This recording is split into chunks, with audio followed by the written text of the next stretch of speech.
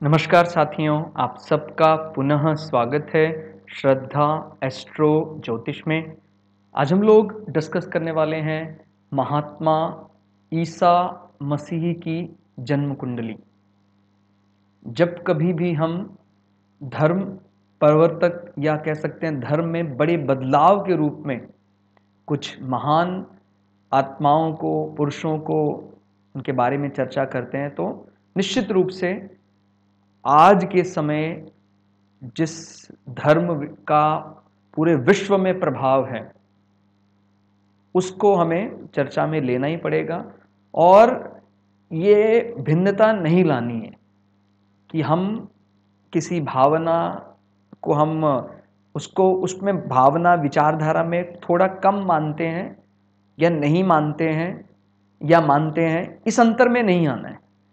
हमें एकदम अनबायस्ड होकर क्योंकि जब हम इस प्रकार के धर्म के गंभीर जानकार लोगों के बारे में अध्ययन करते हैं तो फिर हमें अपने आप को किसी पंथ की सीमाओं में नहीं बांधना है। यहाँ पर असल में ये जो शब्द धर्म, क्योंकि धर्म किसी पंथ में नहीं बंधा हुआ है तो हमें ध्यान रखना है, इसीलिए उस सीमा में नहीं बंधना है। अगर आप शुद्ध इसका अध्ययन करना चाहते हैं तो क्या क्या चीज़ें हैं जो हम इनके कुंडली में देखेंगे, ईसा मसीह जी की कुंडली में, जो इन्हें एक महान धर्म परिवर्तक कह सकते हैं और धर्म संस्थापक या पंथ संस्थापक बनाती हैं।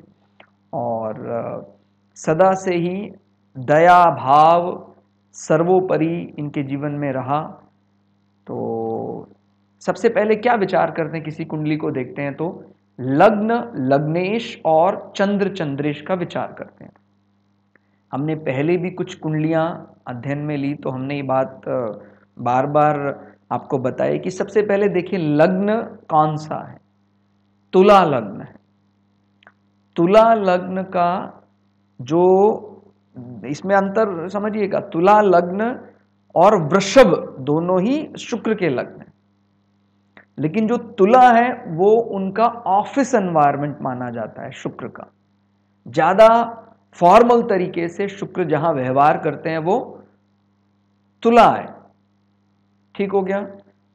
और एक प्रकार का अनुबंध जिसको बोलते हैं, पार्टनरशिप बोलते हैं जिसको, वो 7 नंबर से जाना जाता है। ठीक हो गया। अब राशि की बात करते हैं, यानी जहां चंद्रमा बैठते हैं वहां हमारे मन का संबंध बनता है। तो चंद्रमा बैठे अष्टम भाव में, जिन्हें वैसे कष्ट का भाव भी माना जाता है, लेकिन ये अष्टम भाव अष्टांग साधना की भी बात करता है। ठीक हो गया। कष्ट निवारण की भी बात अष्टम भाव से जुड़ी हुई है। भाई जैसे जब कुंडली चर्चा में आती है तो कई व्यक्ति कहते हैं कि जी मेरा चंद्रमा या मेरा लग्नेश 6 में बैठ गया, 8 में बैठ गया तो खराब है क्या? ऐसा बिल्कुल भी नहीं। वो स्थान किसके लिए तय किया है बाय डिफॉल्ट, लौकिक दृष्टि से उसको हम थोड़ा कम महत्व देते हैं, बस इतना ही है। 6 का मतलब ऋण, 6 का मतलब रोग, 6 का मतलब इस प्रकार का कोर्ट कचहरी, सर्जन, डॉक्टर, चीड़फाड़, वो छठा भाव। इसी प्रकार से 8 का मतलब, इसको कई लोग आयु बोलते हैं, कई लोग मृत्यु बोलते हैं, शमशान भूमि और अंडरग्राउंड जो छुपी हुई चीजें हैं, मुर्दा घर है, वो भी हम अष्टम भाव से देखते हैं। अकल्ट साइंस को समझने के लिए व्यक्ति को मृत्यु जयी बनना पड़ता है, मृत्यु को जीतना पड़ता है। तो ये वो उस पर्टिकुलर चीज की बात करता है जो सामान्यता एक सांसारिक लौकिक दृष्टि से ये कम समझ में आता है। लेकिन अगर हम ये मान के बैठ जाएं कि सर ये तो भाव ही खराब होते हैं, तो हम सही दृष्टि नहीं ला पाएंगे अध्ययन की। ठीक हो गया। आप इसको समझिए जरा। अष्टम भाव जो सामान्यता शमशान भूमि, ताबूत, इस प्रकार की बात करता है, जब कोई प्लैनेट वहां एक्सेल्ड करता है, उच्च का हो जाता है, तो वो उस स्थान को ही अपनी शक्ति बना लेता है। ठीक हो गया भाई। कुछ ऐसा ही है कि भाई चाहे हम लोग भगवान शंकर को कुबेर का भी अधिपति समझते हैं कि कुबेर को भी धन देने वाले भगवान शंकर है, लेकिन भगवान शंकर का ही एक रूप है जो शमशान में निवास करते हैं। तो आप देख रहे हैं वो धन, अकूट धन, भगवान विष्णु की साधना तो फिर भी हम कठिन मानते हैं, लेकिन जब जिसको अकूट अथाह संपत्ति चाहिए वो भोलेनाथ भगवान शंकर की आराधना करता है। लेकिन वही शंकर शमशान में रहने वाले हैं, इस प्रकार की बात समझ में आती है। तो अगर हम यहां से विचार करते हैं कि अष्टम भाव जो अष्टांग साधना की बात करता है, जो मृत्यु के भय की बात करता है, अगर कोई उस भय को जीत ले, इसका अर्थ कि वहां कोई प्लैनेट एक्साइटेड मूड में बैठा है। तो चंद्रमा वृषभ में बहुत आनंद लेते हैं। वृषभ का जो काम करने का तरीका है, अब यहां एक बात और समझनी है, जैसे हमने बताया कि लग्न लग्नेश तो विचार करना ही करना है, चंद्र चंद्रेश पर विचार करना है। जो काल पुरुष की कुंडली में कोई राशि डेजिग्नेट की गई है, क्या बताती है वो जरूर देखना है। भाई 2 नंबर मतलब क्या? मेष लग्न से अगर उसको रेफरेंस लेकर गिनते हैं तो 2 नंबर यानी कुटुंब, 2 नंबर यानी परिवार। तो जीसस क्राइस्ट या महात्मा ईसा मसीह ने अपने संसार, पूरा अपने ग्राम को ही अपना परिवार माना। वो अलग बात है कि कुछ चैलेंजेस आए राजा की तरफ से और इस प्रकार का द्वंद्व रहा, वो और कह सकते हैं जो चला आ रहा हमारी पंथ विचारधारा रही। ध्यान दीजिएगा, अभी मैं जिसको हम सामान्यतः धर्म शब्द के लिए इस्तेमाल करते हैं, मैं धर्म की जगह पंथ का इस्तेमाल कर रहा हूं कि भाई कुछ रोमन्स जो किंग थे, वो जो विचारधारा रखते थे, ईसा मसीह ने या जीसस क्राइस्ट ने उससे कुछ अलग विचारधारा की बात की, दया सर्वोपरि। तो 9 नंबर का मतलब काल पुरुष की कुंडली में क्या होता है? 9 नंबर यानी धर्म की बात करता है, जिसको सामान्यतः धर्म या पंथ बोलते हैं, वो 9 नंबर से देखा जाता है। अब यहां एक द्वंद्व स्थिति बन रही है। सूर्य जो सबका ही आत्मकारक है, एक तो चर आत्मकारक होता है, वो हम डिग्री से तय करते हैं, और एक ऐसा पर्टिकुलर पार्ट है जो बदलता नहीं है, यानी ऐसा आत्मकारक जो नहीं बदलता, वो कौन है? वो सूर्य है। जब सूर्य को यहां राहु ग्रहण करने के लिए बैठा है, ग्रहण दोष के लिए बैठा है, तो निश्चित रूप से हम जो चली आ रही मान्यताएं हैं वो हमारे सामने एक चैलेंज के रूप में आएंगी और हम उसको बिल्कुल भी एक्सेप्ट नहीं करना चाहेंगे। जो सही है उसी को मानेंगे। तो धर्म को लेकर कह सकते हैं एक प्रकार का द्वंद्व बना, या पंथ को लेकर एक प्रकार का द्वंद्व बना। रोमन्स किंग ने जो विचारधारा रही ईसा मसीह की, उन्होंने विरोध किया कि भाई ये कौन सी आपने नया रास्ता दिखाया है। तो ये यहां से समझ में आता है। और तीसरा भाव वैसे पराक्रम का भाव भी होता है। तीसरा भाव वैसे हमारे फॉर्मल कम्युनिकेशन का भी भाव होता है।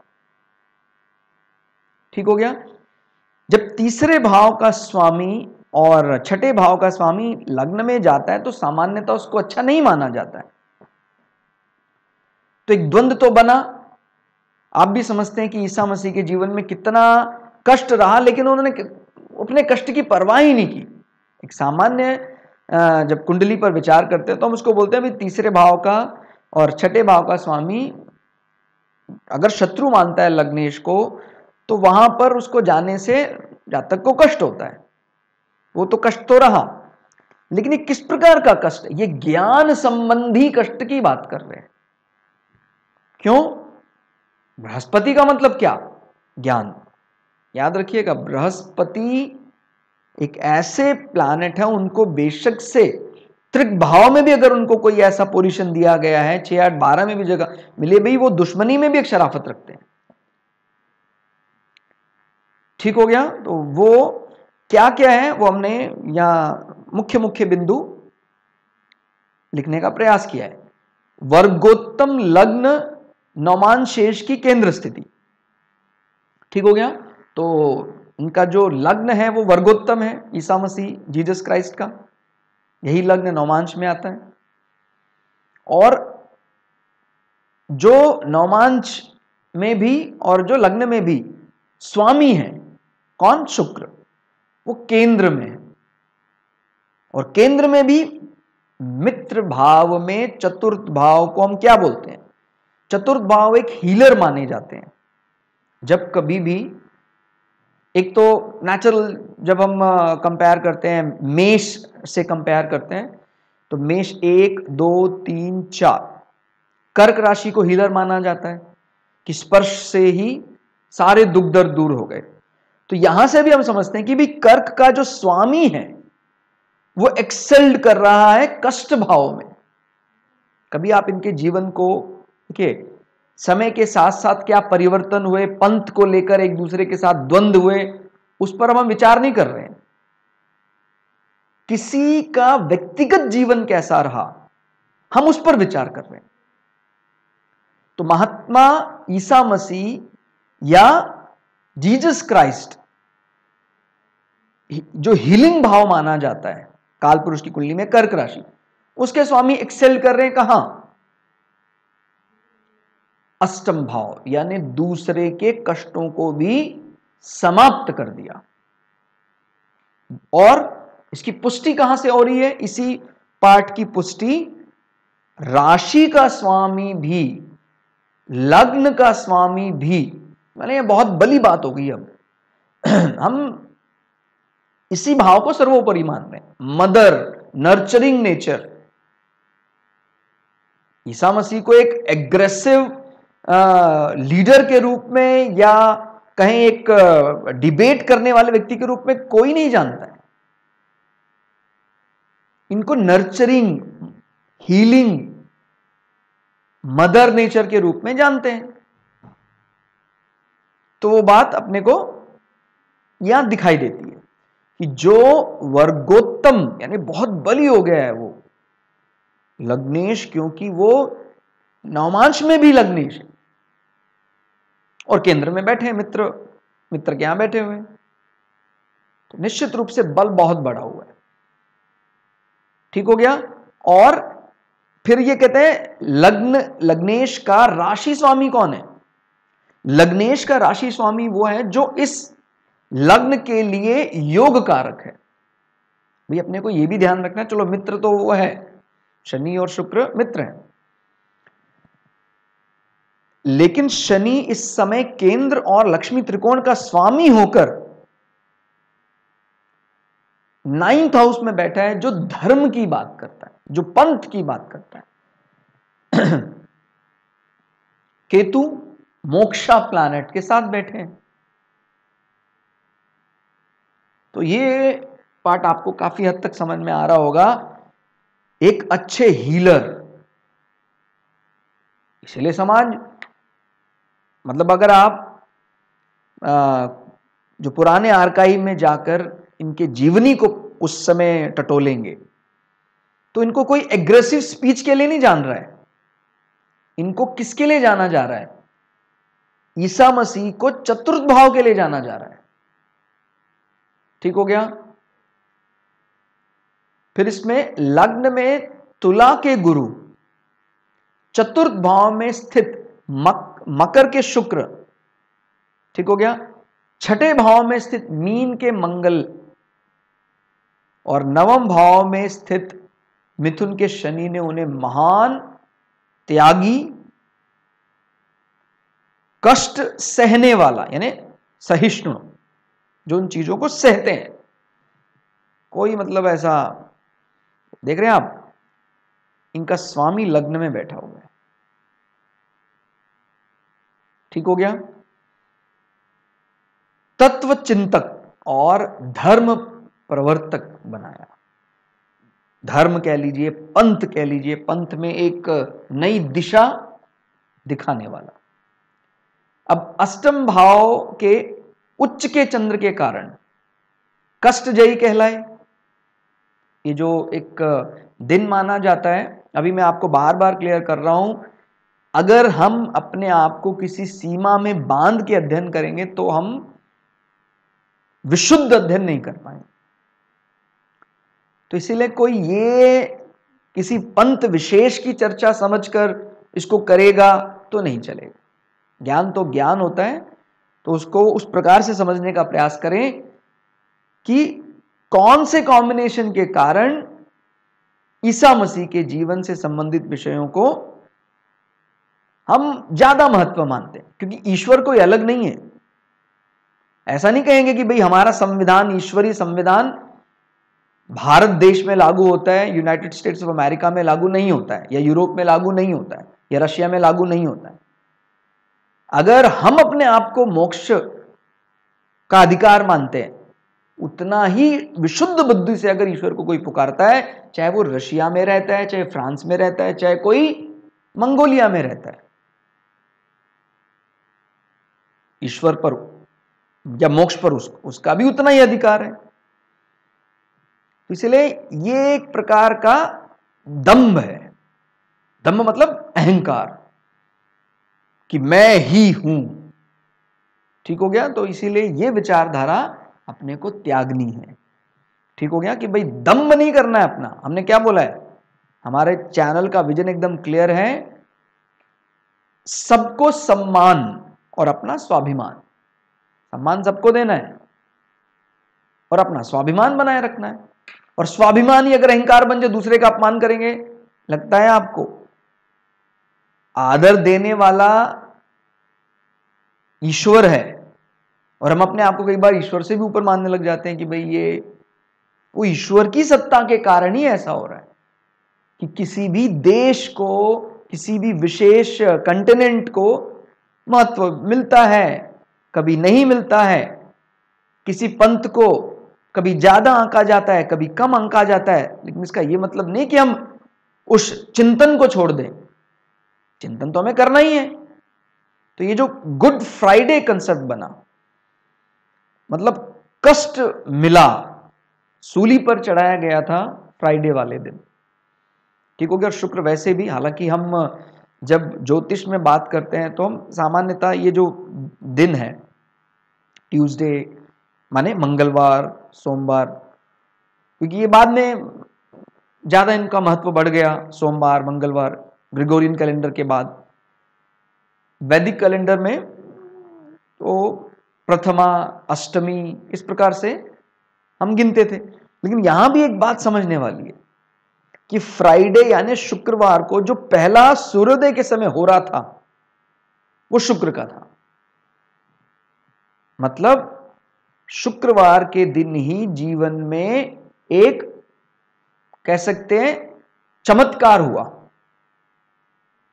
जीसस क्राइस्ट से संबंधित जीवन में, कि भाई उनको, जैसे मैंने बताया, भाई जब भी कोई पंथ के बारे में, कोई धर्म के बारे में विशेष बात बताता है, तो जो चली आ रही रूढ़ियां हैं, रीति रिवाज हैं, उसको मानने वाले लोग फिर वो क्रोधित हो जाते हैं कि भाई आपने ऐसा अलग क्यों कहा। तो एक राजा के आदेश पर उनको ऐसा सूली पर चढ़ाने का निर्णय लिया जीसस क्राइस्ट, ईसा मसीह। लेकिन उसी कर्म के बाद ही पता लगा कि ये एक दिव्य आत्मा है, एक प्रकार से जीवन उनको मिला। इसीलिए वो फ्राइडे जो एक दुख के रूप में देखा जा रहा था, वो गुड फ्राइडे में, यानी एक चमत्कारी व्यक्ति के व्यक्तित्व को उस फ्राइडे वाले दिन ही जाना गया, लोगों के सामने वो रूप उस दिन खुला, तो वो गुड फ्राइडे कहलाए। तो ये समझ रहे होंगे आप, अष्टम भाव के उच्च के चंद्र के कारण ही कष्टजयी वो बने, और वो फ्राइडे जो बैड फ्राइडे से शुरू हुआ था, गुड फ्राइडे में कन्वर्ट हो गया। ठीक हो गया?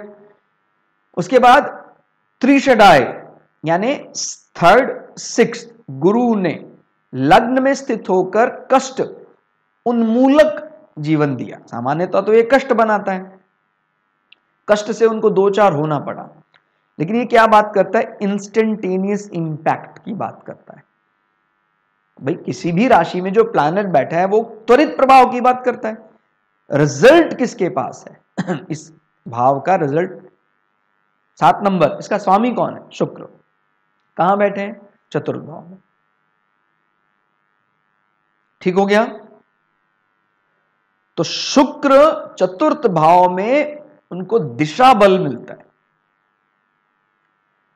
और इनका एक इस स्थान से बड़ा मोह है शुक्र को, चतुर्थ भाव। भाई कर्क राशि पड़ती है यहां पर चतुर्थ भाव, तो कर्क राशि, बेशक से कर्क राशि के स्वामी यानी चंद्रमा और शुक्र का मतलब है दो महिलाओं का कलह, लेकिन फिर भी शुक्र भी कर्क राशि में एंजॉय करते हैं और चंद्रमा भी वृषभ राशि में खूब एंजॉय करते हैं।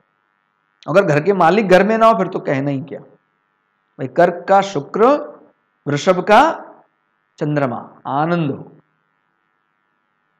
ठीक है, तो वो कर्क में दृष्टि तो डाल ही रहे हैं वो। तो कर्क का मतलब क्या? मदर। कर्क का मतलब क्या? नर्चरिंग, हीलिंग, उस गुण के लिए जाना जाता है। मंगल व शनि की दृष्टि संबंध राजकोप व शत्रु पक्ष से हानिकारक बताता है कि भाई मंगल 1 2 3 4 चतुर्दृष्टि से किसको देख रहे हैं? शनि को। और लग्नेश के हिसाब से वो लग्नेश के लॉबी के प्लैनेट नहीं है मंगल। और फिर शनि भी अपनी 10वीं दृष्टि से मंगल पर नजर बनाए। दोनों एक दूसरे के शत्रु हैं। कहां कहां बैठे ये भी समझने की बात है। एक धर्म भाव माना जाता है वहां बैठे, एक शत्रु भाव बैठे, तो जो क्लैश का कारण बना है वो धर्म से शत्रु की बात कर रहा है।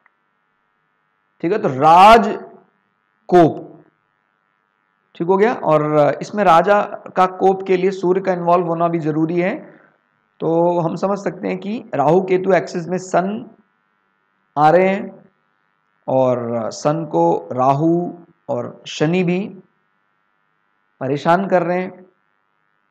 इस प्रकार से ये बात समझ में आती कि कहीं ना कहीं राजा को अपने गद्दी का भय लगा कि भाई मैं जो कर रहा हूं, मेरे जो आदेश हैं उनको ये नहीं मान रहे। ठीक हो गया। मीन के मंगल ने शत्रुओं के प्रति भी दया रखी। अब मीन राशि आपको पता है ये क्रोध के लिए नहीं जाना जाता है। मीन राशि का मतलब बृहस्पति का रोमांटिक फेस। मतलब एक लाइन में अगर समझना हो मीन राशि को, बृहस्पति जो ज्ञान के देवता है वो थोड़े से आनंद में, क्योंकि मीन राशि में शुक्र एक्सेल्ड कर जाते हैं, वो शुक्र का फेवरेट प्लेस है।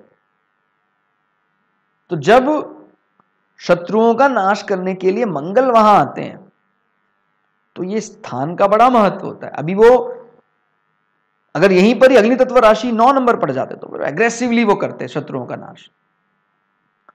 अभी वो डिसीजन में बड़े बोल्ड हैं, माने जीसस क्राइस्ट ने जो तय कर लिया वो नहीं बदलेगा, लेकिन करना कैसे?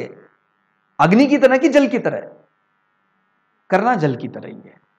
भाई हमने निर्णय लिया है तो इसके लिए भी बोल्डनेस चाहिए ना। ऐसे थोड़ी कोई सामान्य व्यक्ति कर सकता है। प्राणों का भय, निर्भय होकर, वो निर्भय प्रवृत्ति मंगल के पास है। थोड़ा बहुत नहीं, पूरा। भाई आपको जो करना है करें। तो उसने बोला आपको हम सूली पर हम आपके शरीर में कीले लगवा देंगे, निर्भय होकर। और ऐसा नहीं कि भाई इस कृत्य के बाद मैं आपको श्राप दे दूंगा, वो मुद्रा नहीं। शत्रु के प्रति भी दया रखी। वो इस राशि का जो स्वामी है बृहस्पति, उसका स्वभाव ऐसा है। वो राशि टू राशि भी चेंज करते हैं, ध्यान रखिएगा। बृहस्पति मीन के लिए अलग परिवेश में आते हैं, और बृहस्पति सैजिटेरियस धनु के लिए एक अलग परिवेश में आते हैं। किस परिवेश में धनु के लिए आते हैं? राजा के दरबार में काम करने वाला एक राजपुरोहित। वो मतलब एग्रेसिव नहीं है, लेकिन वो वाणी के लिए बड़ा बोल्ड है। एक अग्नि तत्व तो उसके अंदर है, लेकिन जहां भी 12 नंबर की बात आती है, जल तत्व राशि है वो, तो वो थोड़ा पोलाइट होकर जल तत्व सामने रखकर चीजों को स्वीकार करता है। तो हमने ईसा मसीह के जीवन पर मुख्य मुख्य जो बिंदु हैं, हालांकि आपको पता है कि यह चर्चा अनंत तक चल सकती है, और हमने तय किया है पहले भी कि हम धीरे धीरे हम कोशिश करेंगे कि भाई जैसे कुछ बिंदु आ गए अभी, फिर कभी हमें जब समय मिले तो वो सेकंड पार्ट के रूप में भी इसको रिकॉर्ड किया जाए। लेकिन अभी हमें मुख्य मुख्य बिंदु समझ में आ गए कि कौन कौन से योगों से, कौन कौन से प्लैनेटरी पोजीशन के कारण एक जीवन महात्मा या धर्म प्रवर्तक के रूप में जाना जा सकता है। तो दोस्तों, आज के लिए इतना ही। क्लास आपको कैसी लगी कमेंट करके जरूर बताइएगा, और दूसरी प्लेलिस्ट में हमारे गुरुदेव वो भी चैनल पे रेगुलरली आ रहे हैं, और ये हमारा आप सबका बहुत बड़ा सौभाग्य है, क्योंकि वो ज्ञान की समझ बहुत ऊंचे दर्जे का ज्ञान है वो। तो मैं आप लोगों से भी, जो भी ज्योतिष में कठिन गणित पाठ समझना चाह रहे हैं, वो पैरेलली वो प्लेलिस्ट भी देखते रहें और उस इंटरेस्ट को भी धीरे धीरे डेवलप करें। हालांकि हम स्वयं मान रहे हैं कि हमारे बुद्धि नहीं है हमारे अंदर, लेकिन एक गुण हमारा है, अभ्यास है, और हम एकदम मतलब भक्तिमय होकर सीखना चाहते हैं। तो कब वो ब्रह्मरंध्र एक्टिव हो जाएगा और वो स्वतः ही समझ में आने लग जाएगा, पता भी नहीं लगेगा। इसलिए आप लोग हमारे गुरु जी के वीडियो को भी रेगुलरली देखते रहें, क्योंकि बुद्धि का स्तर अभी यहां है। हम मतलब अपनी दृष्टि से मैं बात बता रहा हूं, और महाराज जी का जो स्तर है वो यहां है, मतलब उसके ऊपर स्तर नहीं है। फिर ये मेरा अपना खुद का आकलन है, आप भी जब देखेंगे तो खुद समझ जाएंगे कि जब हमें यहां हमारा बुद्धि का स्तर, हमें वहां तक जाना है। इसमें भी कई बीच में हमें फेस कवर करने हैं, हम कर लेंगे, डेली अभ्यास करेंगे। तो आप लोग कोशिश करें कि जो ज्योतिष के गणित, शुद्ध वैदिक गणित में रुचि रखते हैं, वो महाराज जी के, गुरु जी के लेक्चर्स सुने। और कुछ ऐसे प्रश्न हैं आप कमेंट बॉक्स में डालेंगे तो हम कोशिश करेंगे कि महाराज जी उनका, गुरु जी हमारे उनका उत्तर दें, और उनकी कृपा हम पर बनी रहे, इसी कामना के साथ। और आप लोगों का भी सहयोग हमारे चैनल को निरंतर मिलता रहे। जय श्री भगु पराशरा, जय श्री शुक्राचार्य, नमस्कार।